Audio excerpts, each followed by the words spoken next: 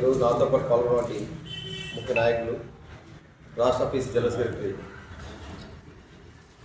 రామ్ గోపాల్ గారికి, జావేద్ అఖ్తర్ గారికి,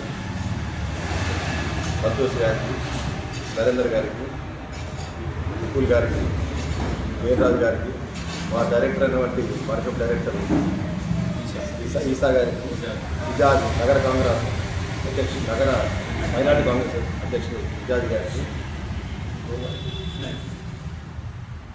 మరి నిన్న మొత్తం 545 గ్రామ పంచాయతీలు ఉన్నాయి. 5 నియోజకవర్గాల్లో నగరానికి సంబంధించి బాన్స్వాడ, బోధన్, బాల్కొండ, ఆర్మూర్, రూరల్ నియోజకవర్గం మొత్తం కలిపి 545 గ్రామ పంచాయతీలు ఉన్నాయి. దాంట్లో భాగంగా నిన్ననే మొదటి విడతల 184 బాన్స్వాడ, బోధన్ నియోజకవర్గానికి 2 కలిపి 6 మండలాలు, ఇటు బోధన్ 184 గ్రామ పంచాయతీలకు ఎన్నికలు. దాంట్లో భాగంగా మాకు 29 ఏకగ్రహం రావడం జరిగింది.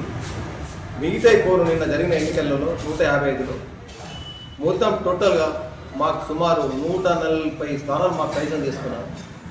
వాగ్దానాలు చేసినాము, అవి తూచ తప్పక అన్ని ఇంప్లిమెంట్ చేస్తున్నాము. మరి మీకు తెలుసు, ఇవాళ ఒక కరెంట్ బిల్లు మీదనే ఇంత భారం పడుతున్నది. 200 యూనిట్లు అంటే ఒక్కొక్కరికి నెలకు 800 రూపాయలు లాభం వస్తుంది. అంటే ఇవన్నీ సంక్షేమ పథకాలు తీసుకున్న తర్వాత ఇవన్నీ చూసుకున్నారు. మరి ఈ ప్రభుత్వంలో ఖచ్చితంగా కాంగ్రెస్ అభ్యర్థి గెలిపించాలనే ఉద్దేశంతో ఖచ్చితంగా ఈరోజు 184 స్థానాలలో సుమారు 140 స్థానాలు కాంగ్రెస్ కైవసం చేయడం జరిగింది. మరి ఈ విధంగా గెలుస్తున్నాం కాబట్టి మరి ఇంకా రాబోయే 2 విడతలు కూడా కాంగ్రెస్ పార్టీ పెద్ద ఎత్తున గెలిపిస్తూ ఆశిస్తూ, మరి మా ఆశయం ఏదైతే ఉన్నదో, ఏ విధంగా ప్రజలు ఓట్లేసిండ్రో ఖచ్చితంగా వాళ్ళ ఆశలను అమ్ము చేయకుండా ఖచ్చితంగా అన్నీ కూడా అంచెలంచెలుగా 5 సంవత్సరాలు నెరవేరుస్తారు. ప్రతి ఓటర్లందరికీ మా యొక్క ధన్యవాదాలు తెలుపుతున్నాం సభాముఖంగా. మరి అదేవిధంగా మాకు గెలిచిన అభ్యర్థులందరికీ కాంగ్రెస్ పార్టీ సపోర్ట్ ఉన్న అభ్యర్థులు, పార్టీ గుర్తు కాదు ఇది, మా యొక్క సానుభూతి పనులు, మా పార్టీ వర్కర్స్ నిలబడ్డారు కాబట్టి సర్పంచులలో వారికి కూడా శుభాకాంక్షలు తెలుపుతున్నా గెలిచినందుకు. మరి ఏదైతే గ్రామ ప్రజలు ఈ సర్పంచ్ మొట్టమొదటి విడతలో ఎన్నికలు ఇంత పెద్ద గెలిపించినందుకు సుమారు మాకు 83% రిజల్ట్ ఇచ్చారు. 144లో సుమారు 83% మాకు రిజల్ట్ ఇచ్చడం జరిగింది. మరి ఏ ఆశయంతో అయితే మాకు గెలిపించారో వాళ్ళ ఆశ తప్పకుండా ఈ 5 సంవత్సరాల్లో మా సర్పంచ్లను నెరవేరుస్తారు. ఎందుకంటే మా ప్రభుత్వం ఉన్నది రేవంత్ రెడ్డి గారి నాయకత్వంలో. మా జిల్లాకు సంబంధించిన పిసిసి అధ్యక్షుడు మహేష్ కుమార్ గౌడ్ ఉన్నారు. ముఖ్యంగా బోధనకు సంబంధించిన సోషరెడ్డి గారు మంత్రితో సమానంగా ఉన్నటువంటి పెద్దలు ఉన్నారు. కాబట్టి తప్పకుండా మా సర్పంచ్ ఏ వాగ్దానాలు చేసిన గ్రామాలలో ఆ వాగ్దానాలన్నీ కూడా తూచా తప్పకుండా నెరవేర్చే బాధ్యత మేమందరం మా కాంగ్రెస్ పార్టీ ముందు తీసుకుంటుంది. మరి ఇకపోతే మాకు 2వ విడత రేపు జరగబోయే ఎన్నికలు ఉన్నాయి. రూరల్ నియోజకవర్గంలో 7 మండలాలు, ఆర్మూర్ నియోజకవర్గం 1 మండలం మాత్రం వస్తుంది. సుమారు 196 స్థానాలకు ఎన్నికలు జరగబోతున్నాయి రేపు. మరి దాంట్లో కూడా ఇదే రిజల్ట్ ఇవ్వబోతున్నారని మేము ఆశిస్తున్నాం అందరికీ కూడా, గ్రామస్తులను. మరి 3వ విడతలో కూడా ఇంకా మిగతా బ్యాలెన్స్ ఏదైతే ఉన్నాయో బాల్కొండ, ఆర్మూర్ కూడా ఇదే రిజల్ట్ కూడా ఇవ్వడం జరుగుతున్నది. మరి ఏదైతే రేవంత్ రెడ్డి గారు 2 సంవత్సరాలలో వచ్చిన తర్వాత మేము రాకముందు ఏ ఎలక్షన్లో వాగ్దానం చేసినామో ఆ వాగ్దానం తూచ తప్పకుండా అంచెలంచెలుగా 80% నెరవేర్చడం జరిగింది. ముఖ్యంగా గ్రామీణ ప్రాంతంలో ఉన్న గ్రామ ప్రజలకు రేషన్ కార్డు కావాలి. 10 సంవత్సరాలు ఒక రేషన్ కార్డు ఇవ్వలేదు, అది రేషన్ కార్డు ఇవ్వడం జరిగింది. ఏదైతే గతంలో దొడ్డు బియ్యం ఇస్తుంది, ఆ దొడ్డు బియ్యం ప్రవేశపెట్టింది కూడా కాంగ్రెస్ ప్రభుత్వం, ఇందిరాగాంధీ అప్పటి నుంచి కూడా మేమే ఇచ్చినాం. దాన్ని దొడ్డు బియ్యం అట్లే వస్తున్నది. దాన్ని 2 పలకలు ఇచ్చినాం, ఫ్రీ బియ్యం కూడా జరిగింది. మరి ఆ బియ్యాన్ని కూడా ఈరోజు ప్రభుత్వం ఎంత భారం పడ్డా కానీ 3000 కోట్ల భారం పడుతుంది రాష్ట్రంలో. మేము ఎన్నికల వాగ్దానం చేయకపోయినా కానీ సన్న బియ్యం ఇవ్వడం జరుగుతున్నది. ఎందుకంటే గతంలో తెలుసు, ఇప్పుడు ఒకప్పుడు మనం దొడ్డు బియ్యం తింటుంటివి, ఇప్పుడు అందరూ కూడా సన్న బియ్యం అలవాటు అయిపోయినాం మనం. మరి అందరూ కూడా రేషన్ తీసుకుంటున్నారు, మళ్ళీ బయట అమ్మేస్తున్నారు. దానివల్ల నష్టపోతున్నది వినియోగదారులు. అలా జరగద్దని చెప్పి దాన్ని కూడా రేవంత్ రెడ్డి గారు సన్న బియ్యం జరుగుతున్నది రేషన్ కార్డులకు కూడా. ఈ విధంగా గ్రామీణ ప్రాంతంలో ముఖ్యంగా గతంలో కాంగ్రెస్ ప్రభుత్వం ఉన్నప్పుడు ఇల్లు కట్టిన ఇల్లు తప్ప ఏ ఒక్క ఇల్లు కూడా కట్టలేదు. ఈ 10 సంవత్సరాల ఎక్కడ చెప్పుకోవడానికి అక్కడక్కడక్కడ చెప్పుకోవడానికే డబుల్ స్టోర్ బిల్డింగ్ కట్టిన ఎక్కడక్కడక్కడ, కానీ అవి కూడా పంపిణీ చేయలేదు ప్రభుత్వం. మరి మా ప్రభుత్వం వచ్చిన తర్వాత ప్రతి నియోజకవర్గంలో 3,500 ఇల్లు కూడా జరుగుతున్నది. మరి దాంట్లో ఎక్కడ కూడా దళారీ వ్యవస్థ లేకుండా 5 లక్షల రూపాయలు ఇవ్వడం జరుగుతున్నది. మీ ఇప్పుడు కూడా ప్రతి నియోజకవర్గంలో ఈ విధంగా ఇచ్చుకుంటూ పోతున్నాము హ్యాపీగా. అది కూడా ఒక నిబంధన పెట్టినాము, ఇల్లు కూడా 400 సెంట్లు లోపల ఉండాలా, పైన ఉండాలా, 600 సెంట్లు లోపల ఉండాలా. దానికి నిబంధనతో 5 లక్షలు ఇవ్వడం జరుగుతుంది. బేస్మెంట్ వరకు 1 లక్ష రూపాయలు ఇస్తున్నాము, ఏదైతే గోడల వరకు ఇంకో 1 లక్ష ఇస్తున్నాము, స్లాబ్ వరకు 2 లక్షలు ఇస్తున్నాము, మొత్తం కంప్లీట్ అయితే ఇంకో 1 లక్ష ఇస్తున్నాము. ఈ విధంగా 5 లక్షలు కూడా 3 అంచెలుగా ఇవ్వడం జరుగుతున్నది.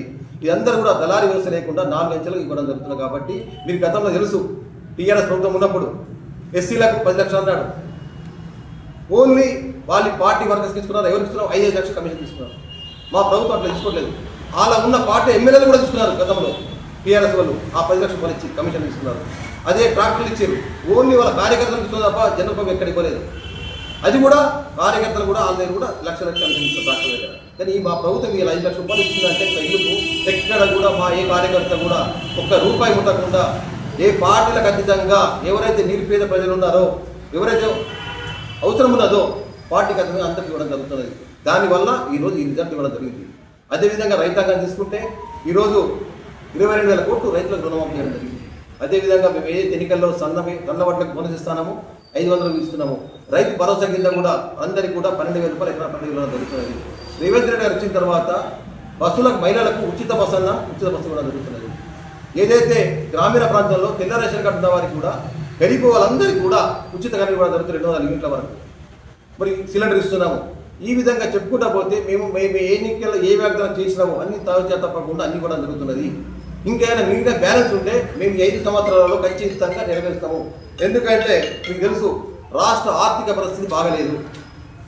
మీరు గతంలో తెలుసు మీకు, మన తెలంగాణ వచ్చినప్పుడు, తెలంగాణ ఉమ్మడి ఆంధ్రప్రదేశ్ ఉన్నప్పుడు మనకు 64,000 కోట్ల అప్పు ఉండే.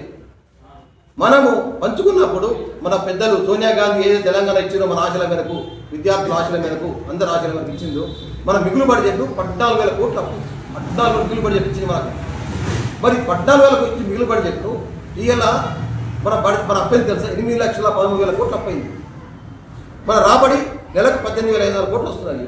దాంట్లో సుమారు 6,000 కోట్లు వడ్డీలకు సరిపోతున్నాయి, అసలు సరిపోతున్నాయి. మరి ఏదైతే సంక్షేమ పథకాల్లో దానికి 6,000 కోట్లు ఉన్నాయి. ఏదైతే ఉద్యోగస్తులలో వాళ్ళకు పోతున్నాయి. ఈ విధంగా వాళ్ళకు కూడా ఇస్తూ మేమేదైతే సంక్షేమ పథకం చేస్తున్నామో, డెవలప్మెంట్ చేసుకుంటూ పోతున్నామో, అయినా ఏ వాగ్దానం చేసినామో తప్పకుండా రాబోయే రోజుల్లో ఖచ్చితంగా బంద్ నెరవేరుస్తాము. మీకు తెలుసు, బ్యాంకులలో రుణాలు తీసుకుంటే హౌసింగ్ పోతే 8% వడ్డీ వస్తుంది, లేదు ఇంకా కొద్దిగా 9% తీసుకుంటాం. మరి ఈ ప్రభుత్వం తీసుకున్నది తెలుసా, 11.5 ఇంట్రెస్ట్ తీసుకుంటున్నది. అంటే దాంట్లో కూడా కమిషన్ తీసుకొని వడ్డీ రేట్లు పెంచుకుంటూ పోయిండ్రు. మరి ఇవన్నీ కూడా మాకు తెలియవు, రేవంత్ రెడ్డి గారు తెలియదు. మేము ఎన్నికలు రాకముందు మేమేమనుకున్నామంటే జనరల్గా ఒక 3-4 లక్షల కోట్ల పొందేమో, మేము ఇచ్చిన వాగ్దానం అన్నీ నెరవేర్చామనుకున్నాము. కానీ ఇప్పితే మాత్రం 8 లక్షల కోట్ల పైన ఉన్నది. ఈరోజు విద్యుత్ బకాయిలు ఉన్నాయి, ఎంప్లాయీస్ బకాయిలు ఉన్నాయి, ఏదైతే ఫీజు రీయింబర్స్ బకాయిలు ఉన్నాయి, కాలేజీలకు ఇచ్చే పిల్లల బకాయిలు ఉన్నాయి, ఇక ఏదైతే ఆరోగ్యశ్రీ బకాయిలు ఉన్నాయి. ఈ విధంగా చూసుకుంటే 8 లక్షల కోట్ల అప్పులు పెట్టిన ఈ యొక్క చరిత్ర టీఆర్ఎస్ ప్రభుత్వంది గత 10 ఏళ్లలో. గంగారెడ్డి గారు, మీకు వార్తలు రాయడం, విశ్లేషణ చేయడం వచ్చా? అన్యాయాన్ని ప్రశ్నించడం తెలుసా?